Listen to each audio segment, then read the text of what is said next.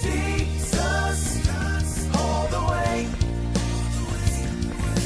I'll forever trust in you. Jesus, all the way. JC24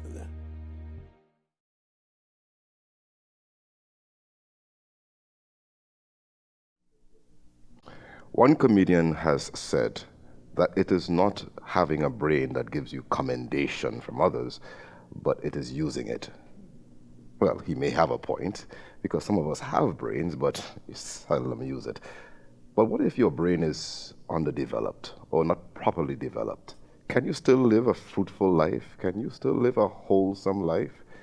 Well, Gail and I believe it's Teresina are here to affirm that it is possible. Gail is a parent of an autistic child, and of course, Teresina is the president, Teresina Sunarai to be precise, is the president of the Autistic Society of Trinidad and Tobago. We want to welcome both of you on set, and I'm seated next to my co-host for the very first time. Welcome on board to JC24 in this capacity, the effervescent Keslin Daisley Harrow. Thank you. And we are speaking about autism today. I know in times past it would have been seen as a disability when folks were not able to pinpoint what it was. It was called different things. So what really is autism? Autism is a very complex developmental disorder. It's still considered a disability because there are so many areas affected. The communication for the child, many are non-verbal, they don't speak. You have socializing issues, so they have problems interacting socially with others. And of course, sensory issues, a lot of sensory issues. And all these result in behavioral problems. And it is the behaviors that they use to formally diagnose a child with autism spectrum disorder. There's autism. So you're saying sensory, and I'm trying to understand what you mean by sensory. Touch. Can you? All the senses that we are accustomed hearing about, sight, smell, and so on, but it's also to do with their position in space. Right. So you find they fidget a lot because they, and flapping, that is trying to figure out that they have, their body, so their body in space. So sometimes you notice children with autism love swinging because that helps with the vestibular part of their brain. Okay. So it's more than these 5 senses involved. Right. And so each child, of course, would have a different level of sensory problems, Yes.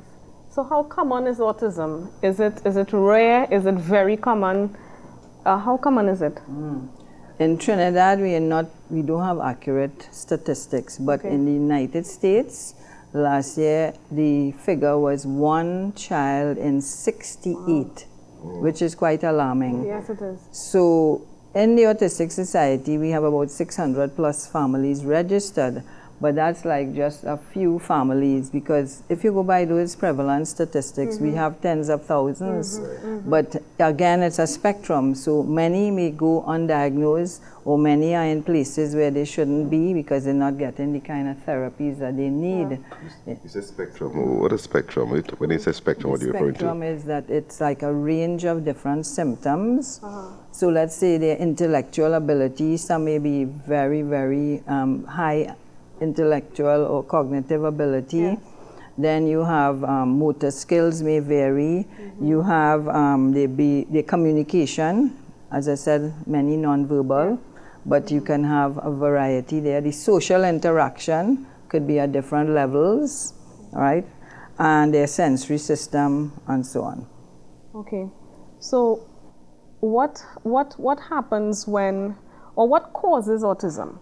What causes autism? Well, it's to do with the brain, and so development of the brain, but they have not decided definitely on any particular cause.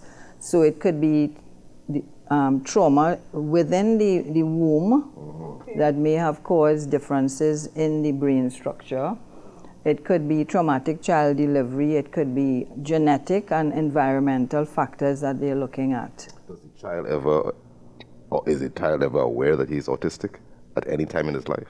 Some may be, if they are maybe more in the level 1, the high cognitive ability, and those in that level on the spectrum, they may be able to learn a lot of coping strategies so that they would be able to fit in to society better than those in the more severe end of the spectrum.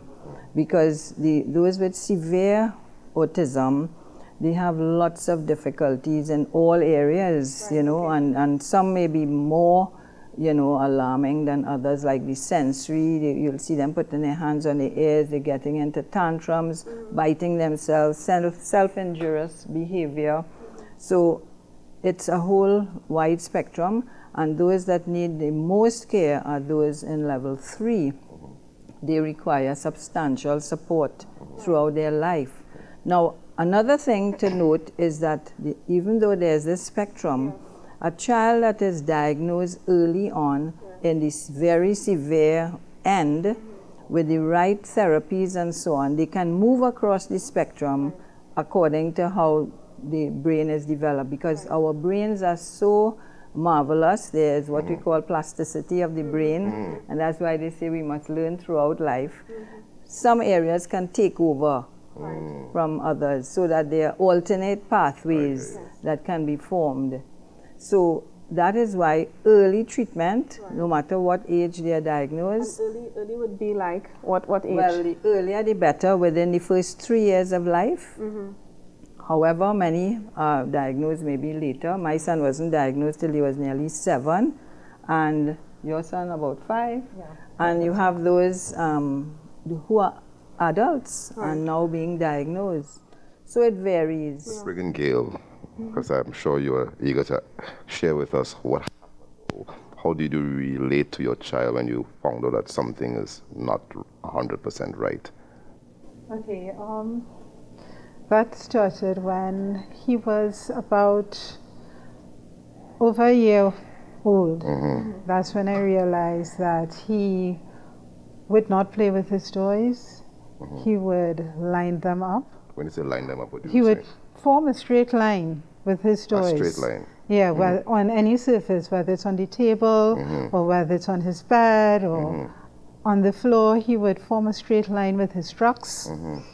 And he would not play with them. So that's he his would leave. play. That is his game. Okay. Right there. Or if he had a play date, he would parallel play, meaning that he will play alongside another child, but not the same game. So the socializing aspect was off there. Not only that, he would not look at you with his eye. He would not look at you in the eye, sorry. So when you're speaking to him or you're relating to him, he would look away and answer you or respond. But he will not speak to you directly while looking at your eyes. But he could look at you when you're not looking at him. Yeah. Okay. He would do that.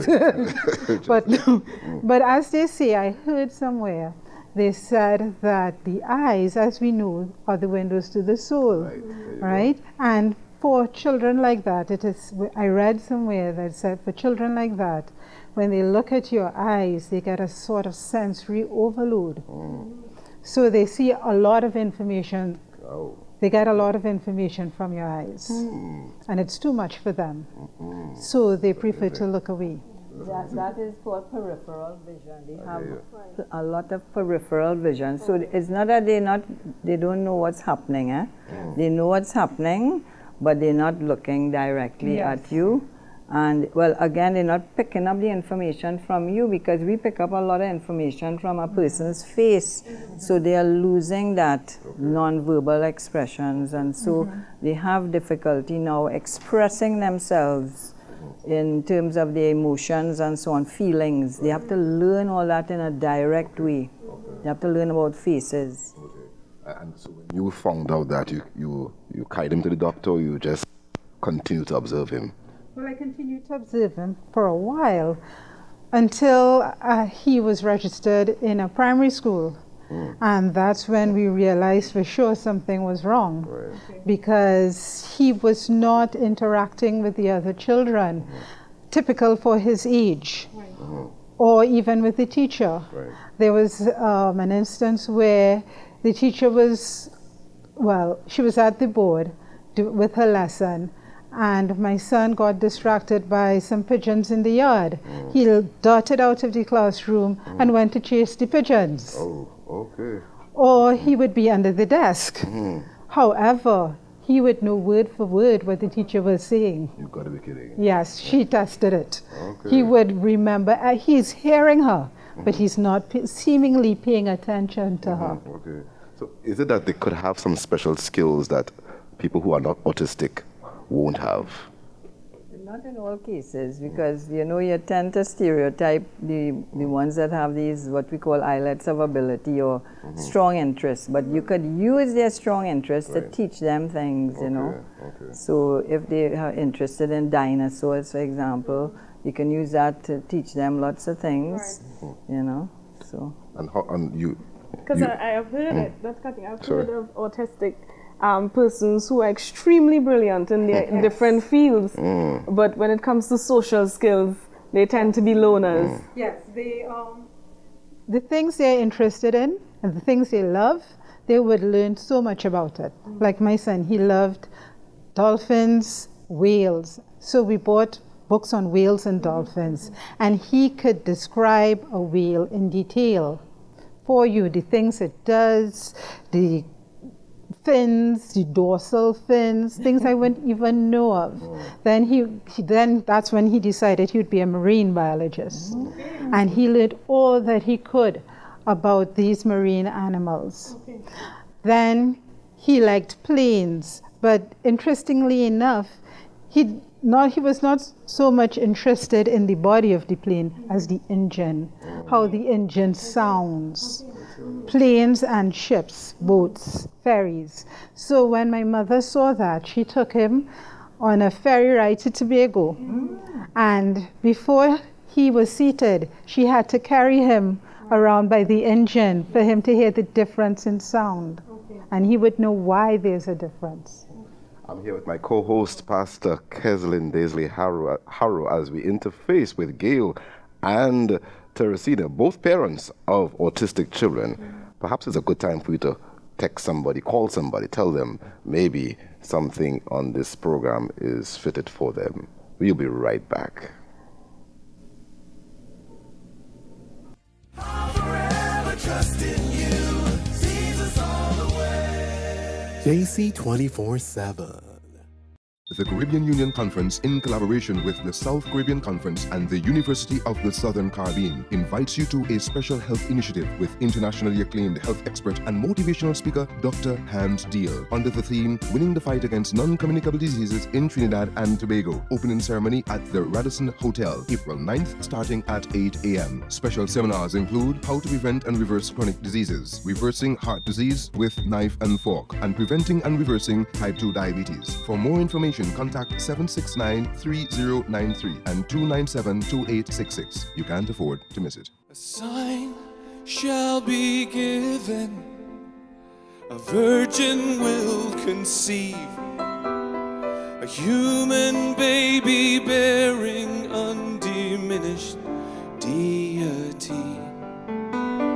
The glory of the nation, a light for all to see, and hope for all who will embrace his warm reality. This is your part. Emmanuel, sing with us. Our God is with us, and if God is with us, who could stand against us? Our God is with us, Emmanuel.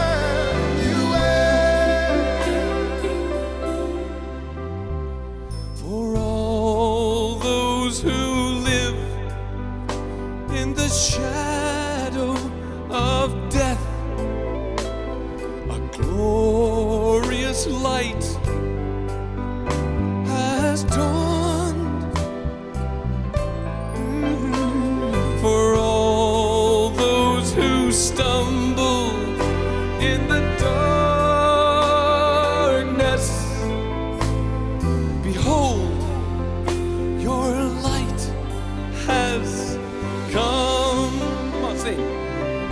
Emmanuel, our God is with us. And if God is with us, who could stand against us? Our God is with us. Emmanuel, our God is with us. Emmanuel.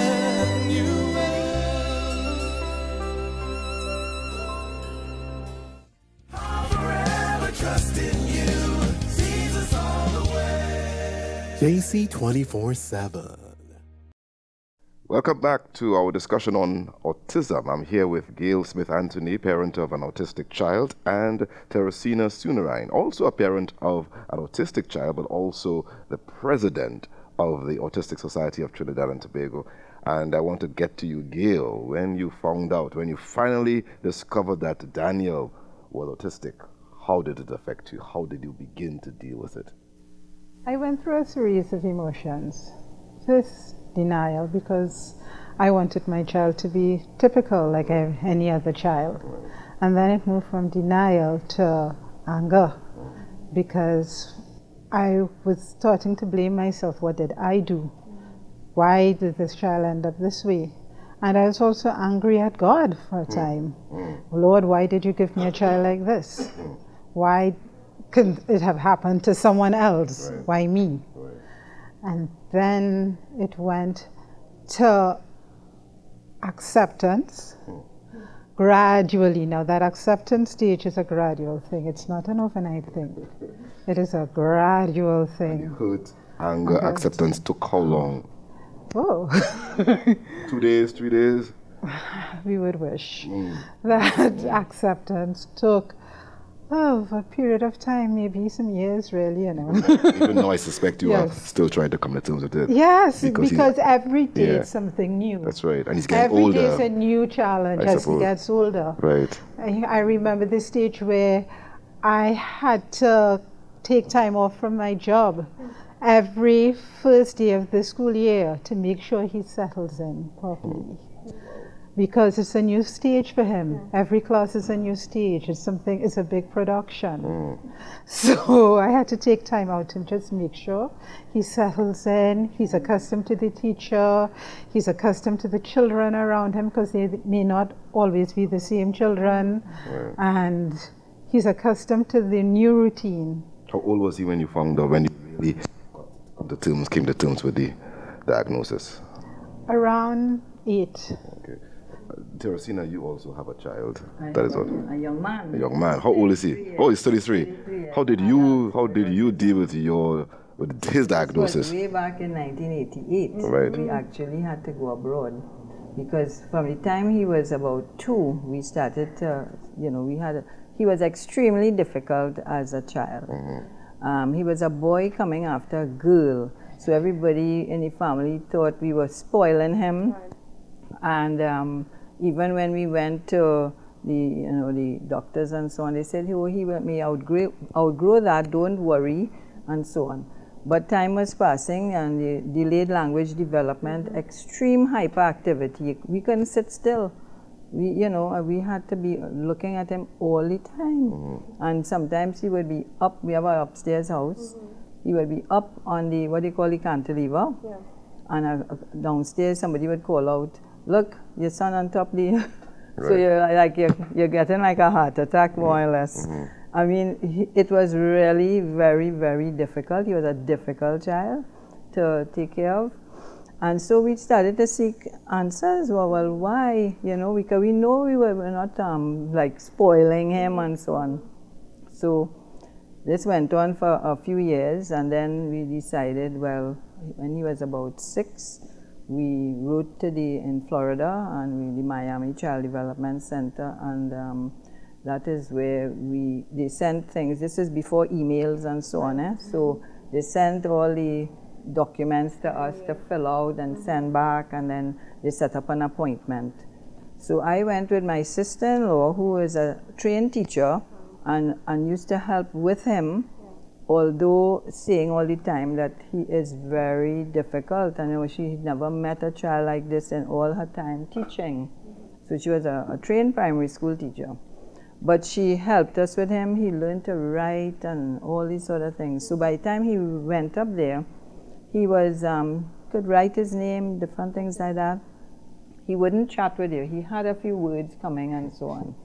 So we know that the language was coming.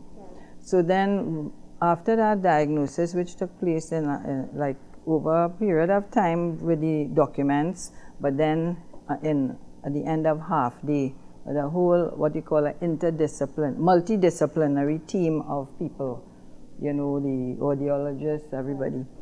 And then the way the diagnosis was told to us was so, you know, traumatic, because I was a teacher by profession in a secondary school, and I never heard about autism. I did teacher training and so on. I had a diploma in education, never heard about autism, never heard anything about teaching strategies for children with autism and so on. So it was a real shock to the system, and to know that it, as you said, this denial, like why, you know, and how is this possible? And when we got back to Trinidad now, we learned that many of the children with autism were in the St. Anne's Mental Hospital. So that had me really down. And, you know, people start saying he's mentally retarded and all these sort of things. But I sought answers. I wrote to places abroad to get the magazines, all the latest information. And that's when I put things in the newspapers and got families to come. People started to call me, and I said, well, I'm not the only person, because at that point in time, I thought, well, I'm the only one who has a child, well, I mean, apart from those in the mental hospital or somewhere. So it was a real shock, and in a way, that helped me a lot to realize that there are others in similar situations. And then the group started to form, a few parents, like about 6 or so, then it went more and more, and now we have over 600. What was your, sorry to cut you, but what was your emotional or mental state? Just like what Gail was saying, it's an emotional roller coaster where you blame yourself. Did I take care of myself when I was pregnant and all these sort of things? Fortunately, I have a very supportive husband, and he is the one, I have to give him credit, up to today, is the one who has supported me the most. And of course, we have a strong faith in God. We are in church every That's interesting, because I'm not going to ask you, Gail, is Daniel in church? Yes, very active. Is he aware of God? Yes, is he loves Jesus, loves Jesus. In fact, he witnesses to his cousins and he witnesses to his aunts and uncles. So he's very active in church. Amazing. I'm wondering what coping strategies, and now that you're mentioning God, and then you're mentioning the teachers He's in of... church every Sunday, Kessler, and he loves hymns. He knows, he sings, right? And he learns hymns. He will learn the tune before he would learn the words. It takes time to learn the words, but he knows a lot more hymns than I do by heart, and he does not forget the words. So sometimes you might be singing a psalm or something, and you forget, like especially 23rd Psalm, you might forget one or two words. He don't forget. Now he must be in a structured sort of routine. He likes routines, so he likes to know every morning. He has a little journal. So it's written up what's happening for that day. And that helps to keep him calm for the day. And he would read it out. He can read out what is written. And if you forget certain words, like if he is going to the airport with daddy and you've left out with daddy, he will say you have left out words. And with daddy, and write it down. So you have to write it down. So that helps to calm him what's happening for the day. If changes have to take place, you have to prepare. That is the part that you need to also use visuals to assist. Because what I've realized is we don't use enough visuals. And but by repeating things and saying, well, we're not going here today, we are going somewhere else, or a change has taken place, he needs time to process that information.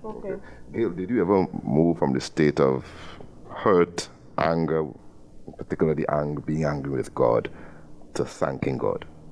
Yes, yes, I did. Because of the fact that Daniel is the way he is, and he's not like any other child. I've learned to be thankful that my son is unique. Okay. He has a special uniqueness about him that no other child has.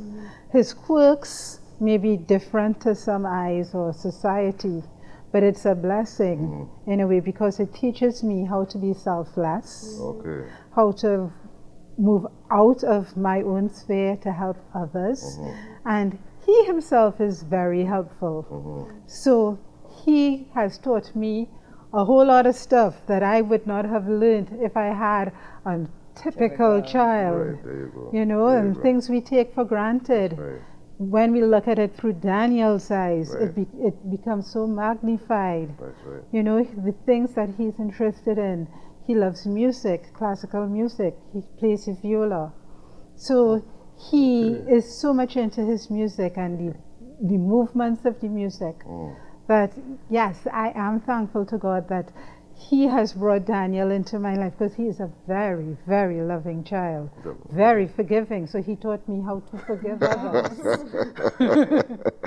Oh, we all need to do that. So, I mean, it's ironic. The God that you were angry at is the same God he is sing about, you know. Because we have to realize that God gives us children to suit our own needs, to suit the things that he wants to teach us.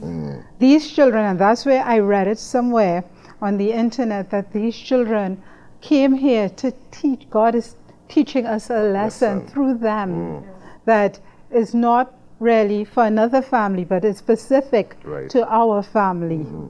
All right? So the things that he will teach us, you may not pick it up for you, right? But it is Changes your whole perspective on life. But we have a few seconds maybe to wrap up.